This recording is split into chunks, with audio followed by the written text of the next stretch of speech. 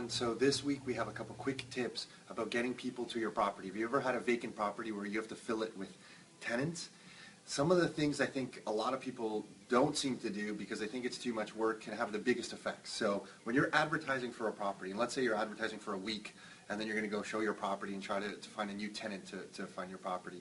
If you speak to a couple people on the phone and you book that appointment to see them at the property more than 1 day away, so if you're talking to them on Wednesday and they're not coming on Thursday, we do reminder calls the day of or the morning of. So for example, if I'm talking to somebody on a Thursday trying to set an appointment for Saturday, I'm either calling them Friday night to remind them of our appointment or Saturday morning to remind them of our appointment. Reminder calls are mandatory in our opinion if you're booking out more than 1 day. It has a huge difference in the amount of people that actually show up to your appointment. So that's kind of step number one.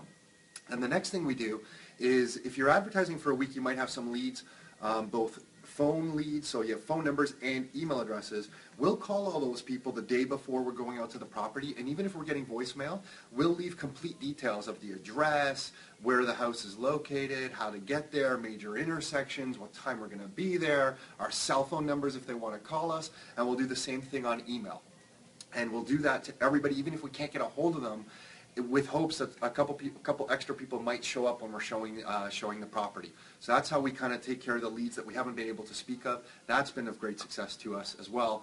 And then there's one more thing. Let's say you're advertising a property for 2 or 3 weeks and you start building up a whole bunch of leads.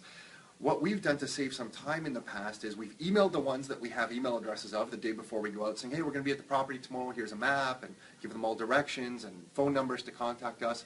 But for the phone ones, if we end up collecting like 40, 50, 60 leads over a couple weeks, we'll do voice broadcasting. And I don't know if anyone's heard of this before, but if you just Google voice broadcasting, you can get these services where you record a message, maybe a 30-second message with complete details of where you're going to be, and you voice broadcast it out to their voicemail boxes. So it won't go if they answer the phone, but if they don't answer the phone and the call goes to voicemail, it will dial all these 60 numbers for you and leave messages at all these people. And doing this, we've gone to properties where we've had no confirmed appointments, but just with these kind of calls and emails, we've had some people show up at the property that we've never spoken to before, and we've signed leases with them just by doing our reminder calls and some voice broadcasting stuff. So some things to think about. These small little details are the way that you can get people to your property and end up earning you as an investor a lot of money, and a lot of people overlook these things. So hopefully you find that useful. Until next time, your life, your terms.